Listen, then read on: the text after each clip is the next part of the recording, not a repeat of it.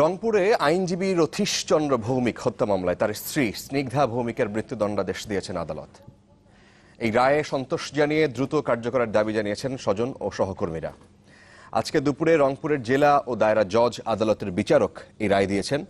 এর আগে কড়া নিরাপত্তায় স্নিগ্ধাকে আদালতে হাজির করা হয়। মামলার বিবরণে বলা হয় যে গত বছরের 29 মার্চ খুন হন আইনজীবী রথীশ চন্দ্র। পরে স্ত্রীসহ 5 জনকে আসামি করে মামলা করেন নিহতের ভাই।